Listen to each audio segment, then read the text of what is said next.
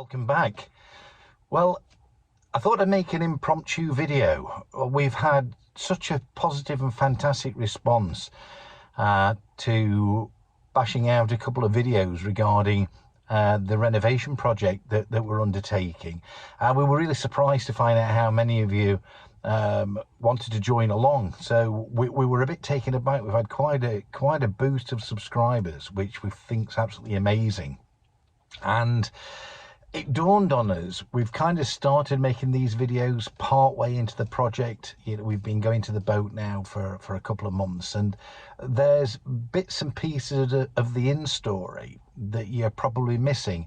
So I thought I'd just make this kind of in-between video just to catch you up, those who are wanting to watch the journey, because a few of you have asked a few questions about the boat, the history behind it, and how we came across her and those kind of things. So it's a one-off kind of a video, this, because the rest of the videos I'm hoping will just concentrate on the work that we're doing. But for now, I just wanted to bring you up to date with how we ended up with Blue Steel and how we ended up at the stage that we're at now. So we started to look for a change of lifestyle, and we felt that one of the best ways to retire would be to cut down our living expenses dramatically, and that would mean giving up the house and home and buying ourselves a boat and going to live aboard. We made the decision to do that, and we started by looking for boats, which are pretty expensive, as you know, and we went to have a look at a boat that needed some work doing to it. But when we went to look at this boat, we saw the massive potential that this boat had, and without going into the details, that deal didn't come off. But we did walk away from it thinking, do you know, it would be really interesting, rather than trying to buy something outright, which is expensive, means you end up buying something small, to buy something that needs some work doing. So we started getting swayed that way and started looking through boat auctions and such like, and eventually on eBay Marketplace we came across Blue Steel.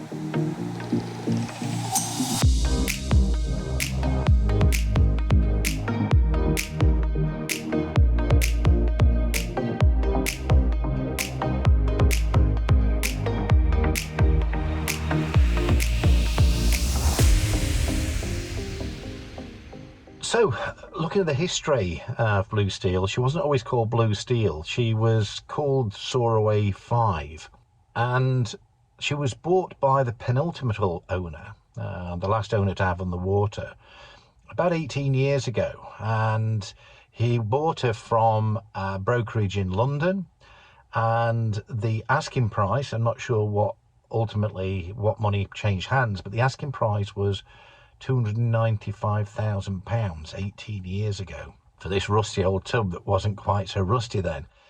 The owner brought her here to South Wales, and she was an absolute beauty. And something happened about 8 years ago, the details of which are a little bit vague, but around about 8 years ago, the owner who bought her from London died, and the boat had been left neglected on the berth. I don't know whether she got left neglected prior to his passing away or it was afterwards, but the boat did. And due to a few problems, including rusty paint tubs leaking paint into the bilge and blocking the bilge pumps, a battery that started leaking, and the anodes failing, and a lot of electrolysis damage, she started to take on water while she was on the berth, and the marina had to intervene.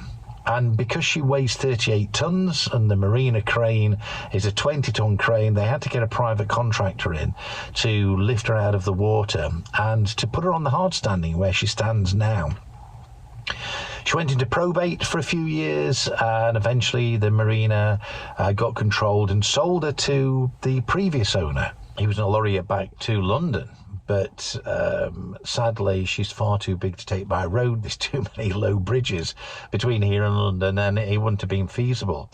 So he did some work on her, including shot blasting the hull, cutting out a few areas of corrosion, but didn't do a lot more. And then COVID came and a lot of restrictions came into place, and then I think he finally lost interest, and she stood neglected for several years on a hard standing in the marina at South Wales. And sadly, that's where most of the damage came from. It's one of the things that breaks our heart is a lot of the damage now to Blue Steel is the neglect on the hard standing, not the neglect from the original owner. And the first thing was emptying her because she was full of junk. And we actually had to rent a container here back in Lincoln where we live so that we could move all the stuff off the boat. And I've got a van, so we loaded the van up with the stuff. We made several trips and we brought all the stuff here to the container, and I filled the container.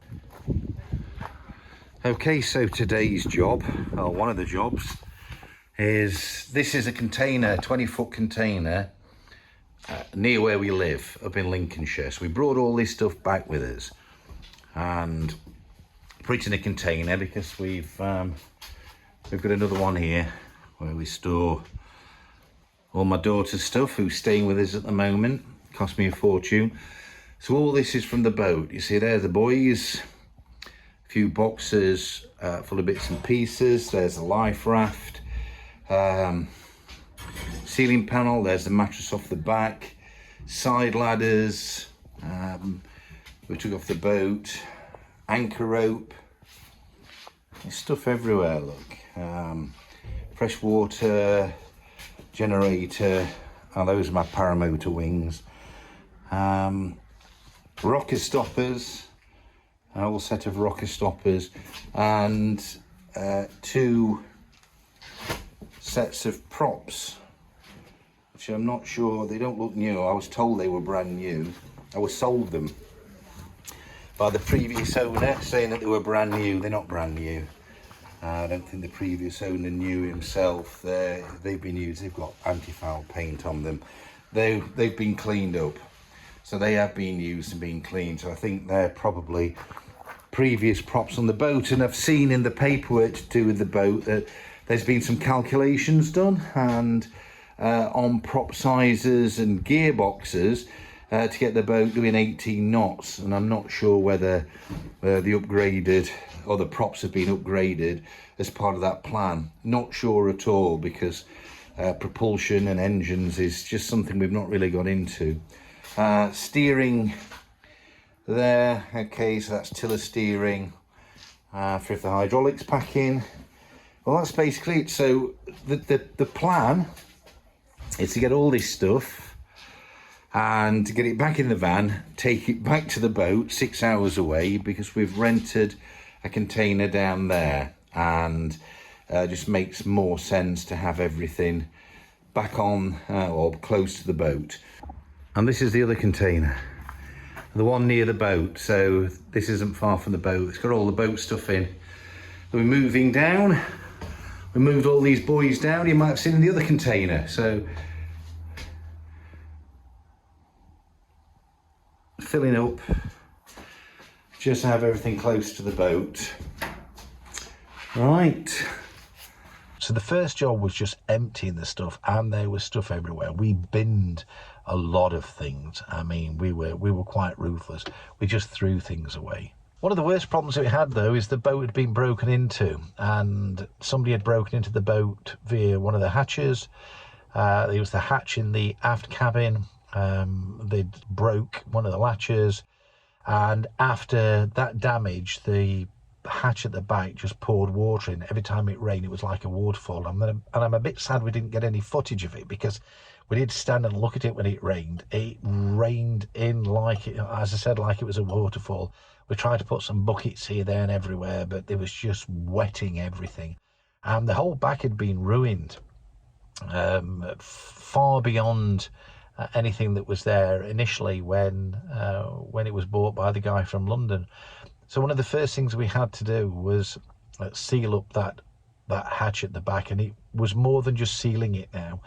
The wood had become wet and rotten, so we had to remove all the wood back to the decking, and screwed and bolted in some heavy duty plywood so that no more water would get in. We used a polythene liner and some of that butyl tape as well to make sure it was 100% watertight, but more importantly that it was secure from a security point of view.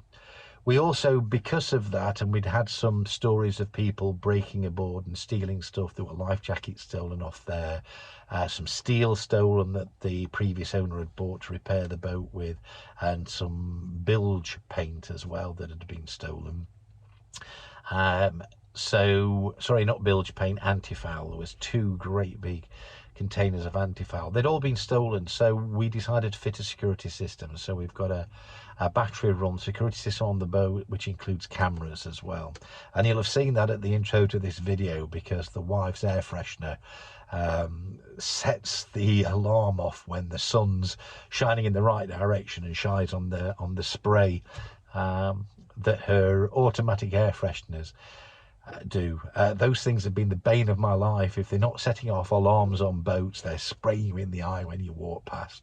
So after we'd emptied the boat, then the next thing that we did was try to get the water on for the cleaning. So when we first switched the pump on, nothing happened, and on further inspection, one of the filters of the pump had broken. We kind of didn't understand how it had at first. It seemed to be sheared off. It turns out this is ice damage, because again, the previous owner hadn't done with much the boat and didn't winterize, so he didn't let the water down. There are some taps at the front to be able to drain the water out of the water system, and it was left with water in there. And of course, winter came along and caused some water damage. And one of the things that it did do is it broke one of the water filters, which I managed to repair. But it also, the ice had pushed 2 soldered joints apart. So I went and resoldered the plumbing up. I had to go and buy a load of plumbing gear, not done much plumbing before. Resoldered the pipes where the solder joints had pushed apart. And we also found 4 split pipes, and the pipes, 4 pipes, but some of them were split in 2 places. Another pipe. Burst, broke in 2 places, burst there, burst there. That's what happens when you don't winterize. And a few of them were a challenge to get to. There was a lot of sort of grunting and grappling around and causing some trauma to hands and things like that. But eventually I managed to repair them by cutting them out and replacing them by speed fit. And that was really useful stuff. That was easier to get your hands in and to be able to fit than trying to replumb and resolder joints. So I use a lot of speed fit. 4 pipes I replaced, and one of them sadly was underneath the ensuite floor, and you just couldn't get to it. I mean, I could see it, by shining a torch in the bilge, but I couldn't get in there. So sadly, I had to cut the tiled floor.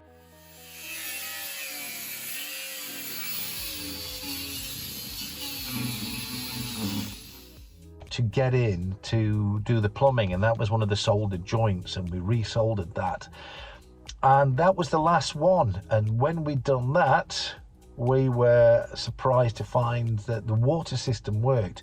No leaks in the water system, and the water came on. And even better than that, when we switched the hot water on, the hot water boiler, which I didn't expect to work, I thought we'd be having a new boiler replacement, the hot water boiler came on and heated the water. So we got hot water aboard the boat. That's kind of caught us up with what we're doing with the boat. Other bits that's happening here is we are now reorganizing our lives here. We're actually packing and repacking, trying to sort out having this change of lifestyle. So I know it's not imminent, but we've started the process now of slimming down our lives and trying to find a way of going from living in a big house, which we live in, into living on a boat with a lot more restricted space. So there's going to be a big change in our lifestyle and our culture, but we're very excited and we're looking forward to it. And I'm most excited about not being dependent on work. This place, the house that's to the side of me, it costs an absolute fortune. I spend so much time, so many hours of my life just paying for the privilege of living here monthly. It's not good. Anyway, in future videos, I hope we'll see more of Rachel. Rachel's a little bit camera shy, but she's going to try and do some bits. I do think when she does do some camera work and video herself, she's pretty funny. But hopefully we'll see more of Rachel very, very soon. In the meanwhile, I wanted to thank you all again. I think as I speak now, 3,500 subscribers. That is absolutely bonkers. And I'm just amazed so many of you want to follow the adventures of a rusty old tub getting renovated by a fat old burnt out dude from Lincolnshire. But anyway, if you do, thank you. Give this video a thumbs up. I know it's probably not the most interesting that we're going to do, but I did want to catch up. But please give it a thumbs up. Help the YouTube algorithm. Hit the subscribe button if you haven't already done so. Check out the other videos if you haven't seen it. And in the meanwhile, from the bottom of our hearts, thank you very much and bye for now.